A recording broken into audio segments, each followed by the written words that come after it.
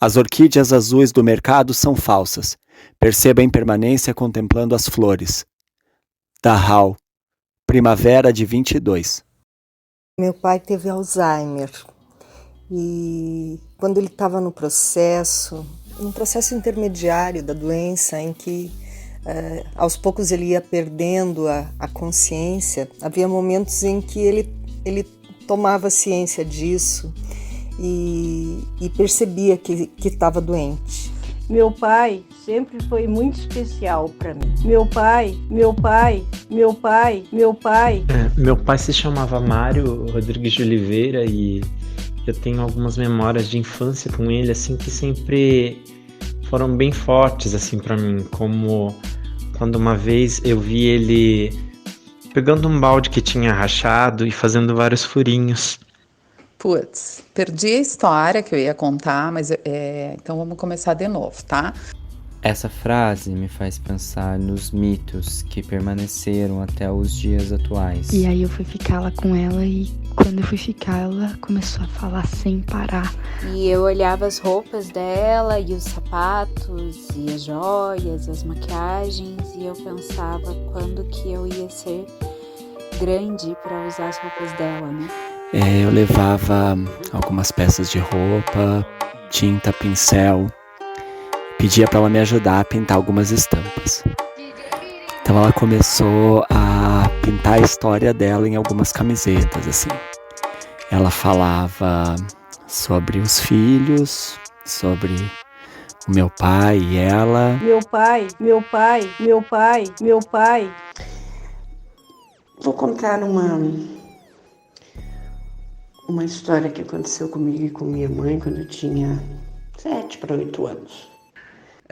Quando a minha mãe faleceu, eu chorei pouco, fiquei em estado de choque. E ele perguntou para mim: Zazá, fale o que você está sentindo, diga o que você gostaria de fazer. Eu falei: Marquinhos, eu gostaria de sair gritando pela rua.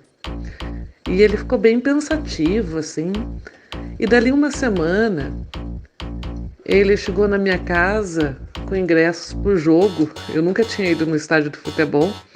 E ele me levou no final, um campeonato. E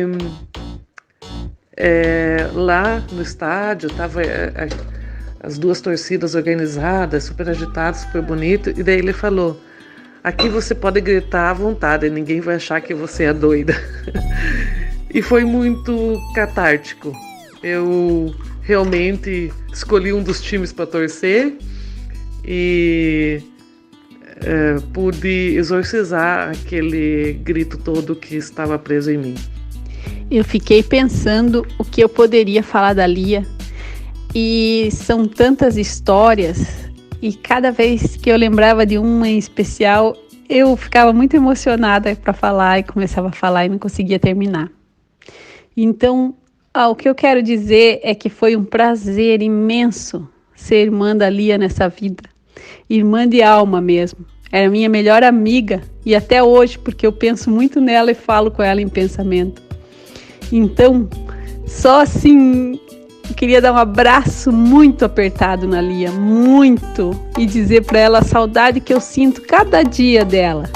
Foi a coisa melhor que teve na minha vida, foi ela passar pela minha vida. Agradeço de coração. Um beijo. Eu fiquei pensando, quando acontecer nosso encontro, eu não sei como que vai ser, mas penso que vocês vão vir aqui. É uma reta, pensa uma reta, é uma reta. E dá no trilho do trem, vira a primeira, a direita. Opa, até mexeu o negócio aqui. Vira a primeira direita e anda, vai por um asfaltinho assim, lisinho. Daqui a pouco pega um trechico de estrada de terra, bem gostosa. E aí, uma vez aqui... Minha mãe trabalhava todo dia e eu ficava meio triste porque ela ia, né? Essas coisas de criança, né? E num determinado dia, no final da tarde, quando ela voltou para casa, ela olhou para mim e disse: vamos trabalhar comigo amanhã? Nossa, foi um acontecimento, né? Eu mal dormi, eu fiquei ansiosa porque eu ia trabalhar com a minha mãe. E fui trabalhar com ela, né? Então, ela se arrumando, um dia ela deixou eu ir com a bota que eu sempre colocava, uma bota salto quadrado, cano alto, marrom. E daí eu brincava na transportadora que ela trabalhava, que eu também estava digitando na máquina de escrever. E dentre todas as histórias que eu vivi com a minha avó, essa, né, desse mundo idealizado, né, dessa heroína construída, que de fato ela era, acho que é o que mais me... E esses me furinhos, ele pegava um arame e costurava todo o balde. E ele era um homem que era muito à frente o pensamento dele era muito à frente do tempo dele. Ele fazia coisas assim.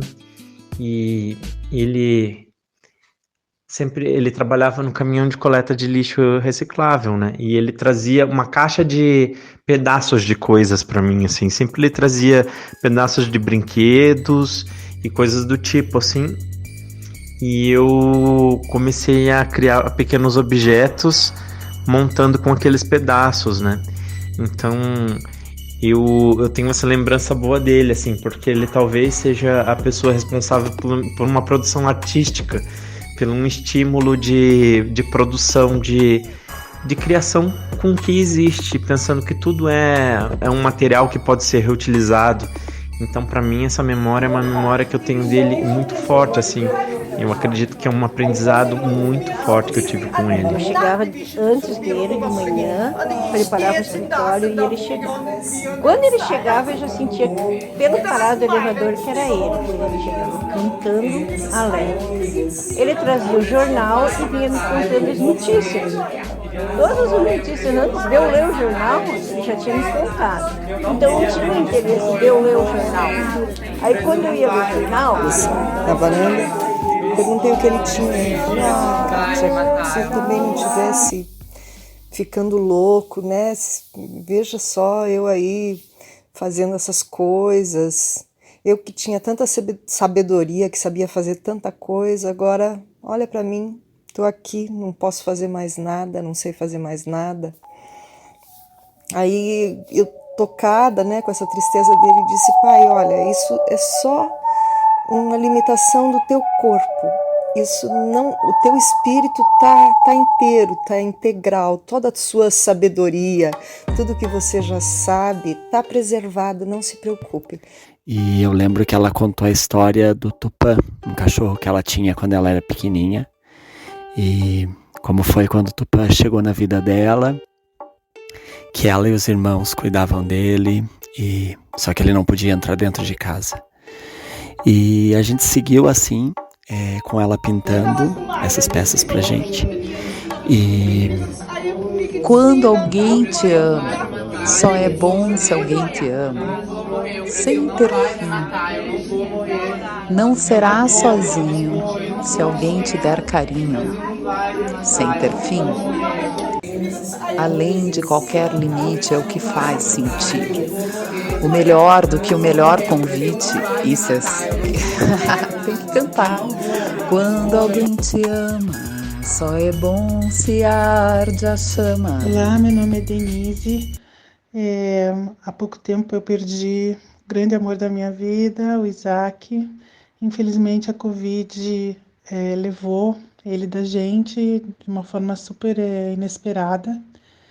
E a gente até hoje, passados 1 ano e 3 meses, a gente ainda lembra e, claro, sente muitas saudades, né, de tudo que a gente viveu. Eu fiquei casada há 35 anos, a gente tem 3 filhos maravilhosos.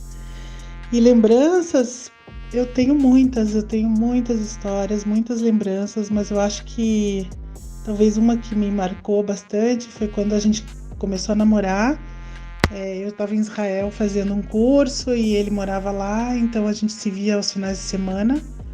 E chegou um final de semana, ele estudava em Haifa, na universidade, vinha aos finais de semana também para o kibbutz, onde ele morava, e a gente se encontrava. Ele veio um dia dizendo que falou com a minha mãe no telefone. Naquela época, nos anos 80, né, era muito caro falar no telefone em ligações internacionais. E às vezes a gente achava telefones públicos estragados pela cidade e a gente conseguia telefonar.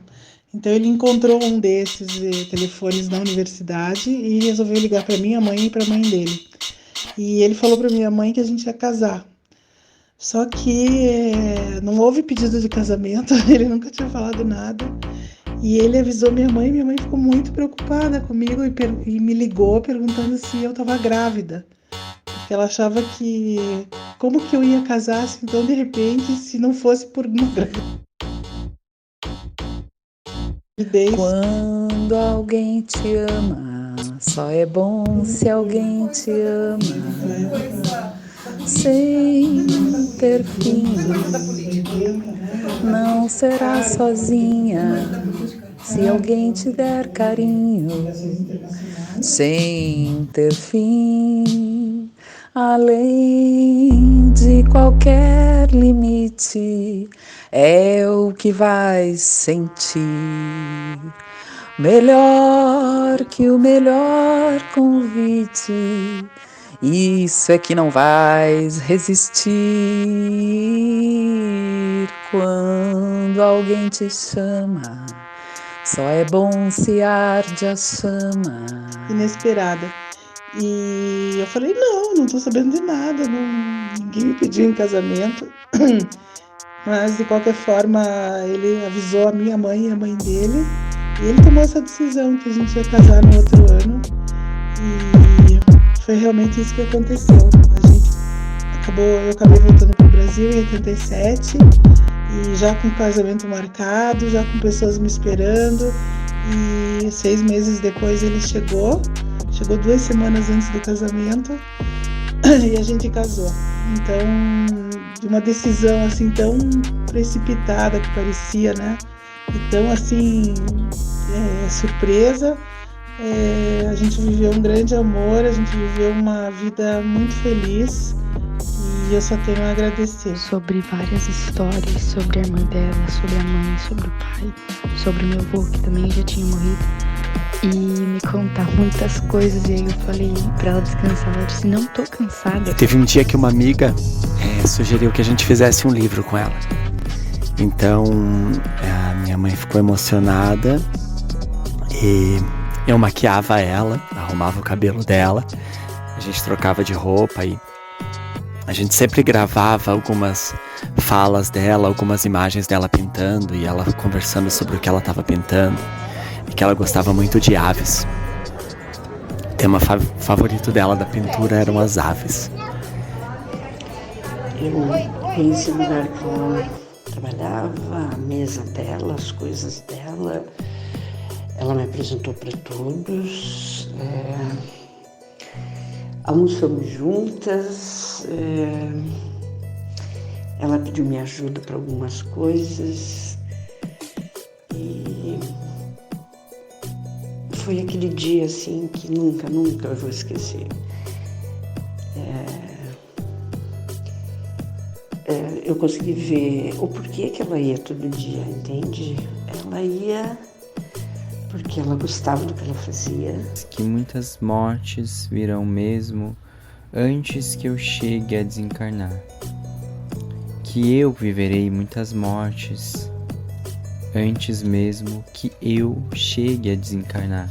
Mas foi a época mais linda da minha vida, porque quando eu chegava, voltava, da onde eu tivesse ido, eu sempre voltava com uma novidade, ele parava o que ele estava fazendo, cruzava os braços e ficava ouvindo o que eu tinha para dizer. No final ele dava aquela gargalhada e dizia, "Ah, Marinha! Ah, Marinha, olha, eu sinto muita falta disso." Ai, meu amor, tá. Então agora vou aproveitar parece um alvorecer, mas não é, né? É a noite chegando e vou mandar para vocês um áudio, vamos ver se eu vou me sentir à vontade, assim, eu amo vocês, né, de paixão, eu acho, assim, eu tenho uma coisa gostosa de poder viver o respeito o respeito que eu acredito. É muito bonito.